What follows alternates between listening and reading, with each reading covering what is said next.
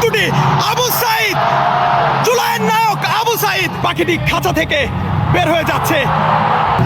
Rebirth ৩৬ July, অন্যতম আরেকজন নায়ক। পানি লাগবে, পানি।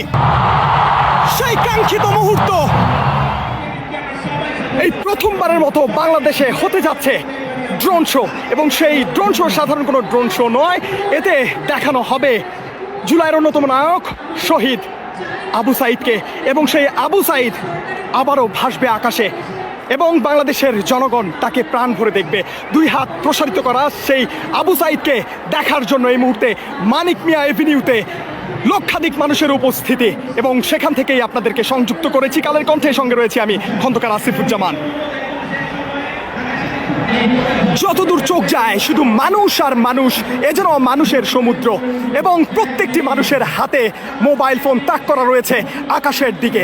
আবু সাইদ দুই হাত প্রসারিত করে আকাশে ভাসবে, এবং সেই দৃশ্য ধারণ করার জন্যই লক্ষাধিক মানুষ এই মুহূর্তে অপেক্ষা করছে সেই কাঙ্ক্ষিত ড্রোন শো এর জন্য, যে ড্রোন শো বাংলাদেশের মানুষ বাংলাদেশের মাটিতে এর আগে কখনো দেখেনি।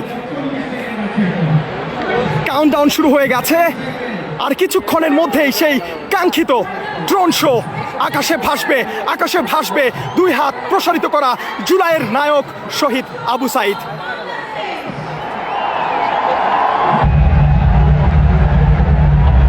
লক্ষাধিক মানুষ এই মুহূর্তে উপস্থিত জাতীয় সংসদ ভবনের সামনে। মনে হচ্ছে যেন জোনাকি পোকা, তবে না, জোনাকি পোকা নয়, এগুলো লক্ষাধিক মানুষের হাতে তাক করে রাখা মোবাইল ফোন, যেটা দিয়ে ধারণ করা হবে বাংলাদেশের সেই ঐতিহাসিক ক্ষণটিকে। এই প্রথমবারের মতো বাংলাদেশের মাটিতে হতে যাচ্ছে ড্রোন শো, এবং এটা সাধারণ কোনো ড্রোন শো নয়। এই ড্রোন শো জুলাইয়ের সেই স্মৃতিকে ধারণ করা ড্রোন শো। আপনারা দেখতে পাচ্ছেন কালের কণ্ঠের ক্যামেরায় জাতীয় সংসদ ভবন, তার উপরে জোনাকি পোকার মতো ভেসে বেড়াচ্ছে সেই কাঙ্ক্ষিত মুহূর্ত। খাঁচা থেকে মুক্ত হচ্ছে পাখি, এবং স্বাধীনভাবে সে খাঁচা থেকে বের হয়ে যাচ্ছে। এই কাঙ্ক্ষিত মুহূর্তের জন্যই অপেক্ষা করছিল বাংলাদেশের মানুষ। কালের কণ্ঠের পর্দায় দেখতে পাচ্ছেন আপনারা, সঙ্গে রয়েছে খন্দকার আসিফুজ্জামান। খাঁচা থেকে পাখিকে মুক্ত করে দেওয়া হচ্ছে, এবং ধীরে ধীরে পাখিটি খাঁচা থেকে বের হয়ে যাচ্ছে। রিবার্থ ৩৬ জুলাই, খাঁচা থেকে মুক্ত হয়ে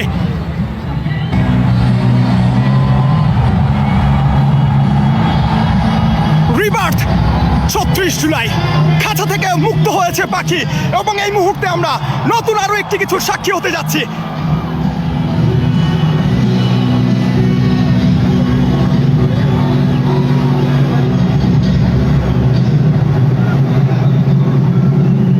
লক্ষাধিক মানুষের উপস্থিতি, নিশ্চুপ এই মুহূর্তে মানিক মিয়া এভিনিউ স্তব্ধ হয়ে শুধু আকাশের পানে চেয়ে আছে, মোবাইল ফোনটি আকাশের দিকে তাক করে এই মুহূর্তটির সাক্ষী হতে।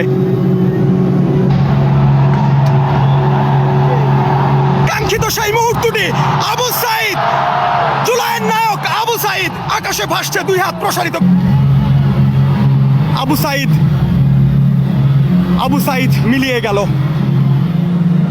আবু সাইদরা হয়তো মিলিয়ে যাবে, কিন্তু তারা এভাবেই মানুষের মনের মাঝে বেঁচে থাকবে।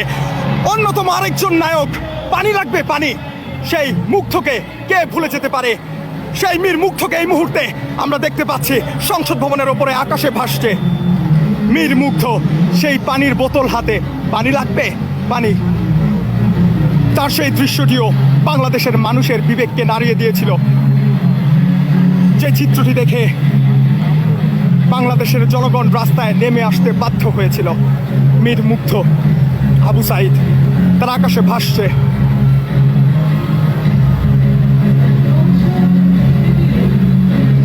প্রতিবাদী স্লোগানের একটি অংশ।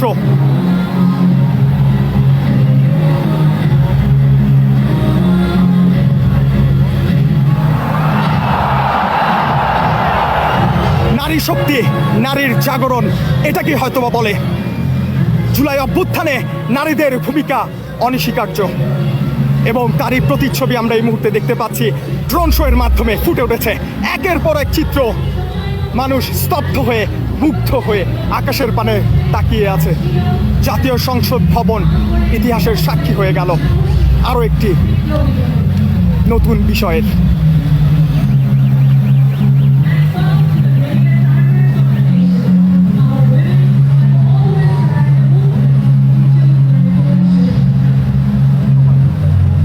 লক্ষাধিক মানুষের উপস্থিতি, কিন্তু নেই কোনো শব্দ।